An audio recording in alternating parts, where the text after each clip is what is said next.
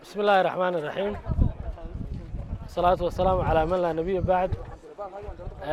ugu horeyn ilaahay baa mahad leh mar labaad waxaan u mahadnaqaynaa gudidii uu madaxweynuhu magacaabay iyo dawladda hoose Hargeysa oo door shariif ah ka qaatay ka jawaabida masiibadii dabka qabsatay suuqa Waaheen oo run ahaantii si fiican oo habaysan ugu baaqday cid walba doorka ay qaadanayaan waxa kale oo u mahadnaqaynaa ganacsatada iyo dadka muxsiniinta ee qaybta lixaad kale ka qaatay ururinta qaaraanka waxaan si gaar ah ugu mahadnaqaynaa maayar ku-xigeenka iyo golaha deegaanka oo aan mar qurata ka dhex dhaqaaqin ilaa iyo markii uu dabku socday ilaa maanta oo ay maalintii 11aad ay tahay waxaanu dalada dhalinyarada Soomaaliland Sooniyo maanta waxaanu ka qayb qaadanaynaa maxay raadayay anagoo ka qayba ururada bulshada rayidka ah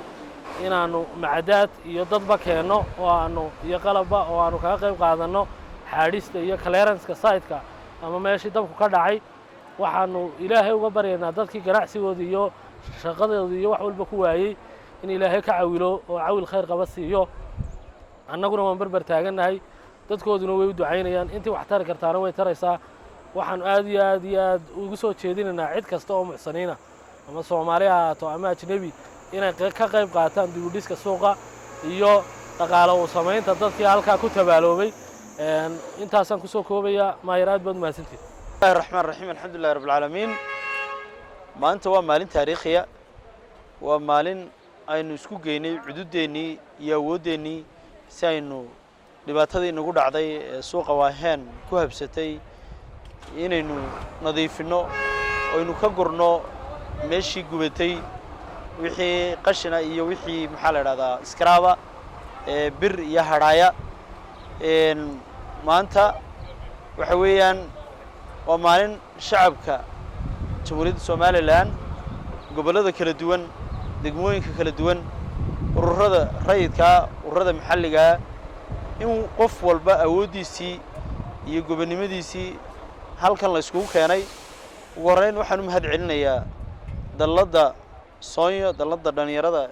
ururka Sooniyo ayaan aad iyo aad ugu mahad celinayaa agaasimahoogii garabkayga taagay iyo shaqaalahoogiiba sida saaka ay uga soo qayb qaateen furnimada leh shaqaalihii dhammaantood ay fadhiga uga soo kiciyeen iyo wixii kale ee macidaad iyo qalab ah ee halkan ay keeneen waan u mahad celinaynaa agaasime maanta waxay ahayd maalintii aan ugu tala galnay inaynu isticmaalno wixii qalaba oo injineeradeena iyo shaqaalaheena arrimaha bulshadu ay galaan waxaan ka codsanaynaa inaad teamkaaga inamada ah ee ragga meeshan la geliyo oo iyagu ay wixii gacan ay nagala qayb qaataan hablahana waxaanu jecelnahay inaad fasaxdid maxaa yeelay maanta maalintoodii maaha maalinta dambe ayaynu yeeri doonaa haddii la yiraahdo reer Hargeysana waxaan ugu baaqaynaa in ay muxuu ahaa cidii qalab haysa ayaan u baaqnay oo horaan ugu baaqnay maanta ise maaha maalintii shacabkii waan jecelnahay waad nala shaqaysaan waad garab istaagtaan habeen iyo maalin nagama dhaqaaqdaan guud ahaan waa idin mahad celinaynaa markastoo idin baaqnana baaqayga si wanaagsan baad uga soo jawaabtaan waad mahadsantiin dhamaantiin ise maanta agaasime waxaanu jecelnahay meeshani waa meel boysina oo khatarteedu badan tahay annagoo u torayna hablaha iyaga wanaagsan aanu jecelnahay annagoo u torayna ayaanaanu u ogolayn inaanu gudaha gelino maxaa yeelay inta hore ee la kala hufayay la kala haadinayo meeshu iska riski badan tahay waana iska khatar badan tahay marka hablaheen waxay ku ekaan doonaan insha Allah billahi karimaanta oo ka ogolaan doonaa inta hore inay meelahan soke ay wixii ay ka qaban karayaan ay ka qabtaan haddii kalena aad iska fasaxdid oo daladahaana adigoo aad hawshiina qalabkiina iyo alaabtaad keenteen waad ka mahad celinayna si weyn oo ballaaran baan idinka mahad celinaynaa qarankiinuna way idin xasuusnaan doonaa diiwaana taariikh isku qorayso maanta ummadda Soomaaliland si isku garab istaagtay gudaha dibadba waan u mahad celinayaa si qiimo leh oo qurux badan oo sharaf leh ayay ummadeenu isku garab taagan tahay waa maalintii bini'aadamnimada ummadeena waxa muhiim ah inaynu dhisno oo inuu dhaqaalahooga iyo qaadaan urintooda si nafurnimo leh si daacadnimo leh si lilaahay aynu uga wada shaqeyno aad iyo aad baad u mahadsantihiin assalaamu calaykum waraxmatullaahi wabarakaatuh saaka shaqada si fiican bay noogu bilaabantay dhinacyo ilaa 5 soon baa loo qaybiyay 5tii soonna iyadoo waxa loo kala galay iyadoo la isqaybiyay oo qaybo kala duwan baa loo galay marka waxaan filayaa maanta ilaa beritoole inay scrap ku dhammaan doonaan haddii alla yidhaa inta ka dambaysana waxaanu guri doonaa insha allah wixii raashinka kale ee hadhsan ee meesha ku hadhay kolley muddo way qaadan doontaa oo wiik ama laba wiik shaqadan way socon doontaa oo dee waxa weeyaan meeshan wax baaxad leh baa ka dhacay hadhow toolana degulihii oo dhismayaashooda taagan yihiin ayaa markaanu sugno cabiradii iyo dhulkii oo dhan wada sugno ayaa la guyin doonaa marka waa la xaari doonaa waa la nadiifin doonaa isi suuqida maanta wakaa meeshaasi noo xidhan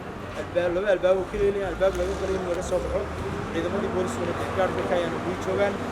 aad iyo aad bay hawsha si fiican bay noogu socotaa siyaabsadada bay noogu socotaa shaqadaasina waa shaqa aan ku niyadsanahay inay si fiican noogu dhammaan doonto waxaan la wadaagayaa bulshada reer Somaliland in qof wal oo nacaawinayo halka imanaya isagoo maaskiisana xidhan inuu yimaado insha Allah maanta shaqadana socota ilaa maanta aan ogaanana ilaa berri waa laga yaabaa inay socoto haddii kale shaqadeeni kale weyneed baynu galaynaa walaalayaal shaqadu iyadoo socota haddana waxay soo tarayaan marba waxbaa naloo keenayaa iminka halkaa boorsaan ku hayaa boorsada saakaa la dhiibay waxay dhiibeen in shaqaalaha ka mid ah dawladda hoose lacag baa ku jirta markii aan furay lacag aan guban lacag aan waxba noqon ayaa shadada ku jirta cid allaaliyo cid la garan mayno marka anigoo jaaniskan maanta ka faa'iideysanaya fursadda intaas oo TV ay joogto waxaan ka codsanayaa shacabkii deganaa ereyadan dabka ku dhacay ciddii garanaysa boorsada saasay u eg tahay ciddii garanaysa qadar lacaga ku jira waxay la soo xiriirayaan oo ku wareejinayaa agaasimaha arrimaha bulshada ee dawladda hoose halka waxaan ku haynaa maxay ahayd qasnado fara badan oo tiradoodu 70 gaadhayso kuwaana shacabka leh lama kala garanayo kuwa laftooda laakiin waxaan ku garanaynaa qof wal oo khasnada ka maqan tahay ama khasnadiisi doonaya waanu iclaaminaynaa imika maaha waqtiga la soo doonanayaa imika maaha annaga ayaa iclaaminaynaa odhanna maalintaa kaalaya qofku maalintaa markuu yimaado miftaaxiisu soo qaadanaya haddii aanu miftaaxayn waanu jabinaynaa markaanu jabino waanu eegaynaa wuxuu noo sheegayaa wixii ugu jiray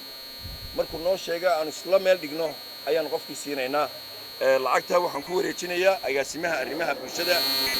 oo aan doonayo ciddii wal ee lacagtaa garanaysa shandadaa garanaysaaba inay dawladda hoose timaado xarunteeda agaasimaha la soo xidhiidho agaasimuhu wuxuu weydiinayaa qadarka lacagta ku jirta intay tahay markuu sheego ayaanu annaguna wareejinaynaa warbaahintoona la joogtaa waxay taasi walaal idin tusaysaa haddaanu dawladda hoose nahay inaanu daacad ka nahay shaqadaanu idin hayno haddaanu shilin helno inuu shilinkiinaas xafidan yahay inaydan ka warwarin in wax laydinka qaadaya ama meel kale la marinayo hadday 100 kun noqoto hadday kun noqotaba dawladda hoose wixii soo galaa gacanteeda waa aamin waxaan u taaganahay bulshadeeda inaan u shaqeyno waxaan har iyo habeenba u taaganahay inaan shacabka reer Somaliland khaasatan reer Hargeysa in aan wax walba la garab istaagno iminkana wakaas waxa iga gudoomay agaasimihii aad iyo aadna waa mahadsantiin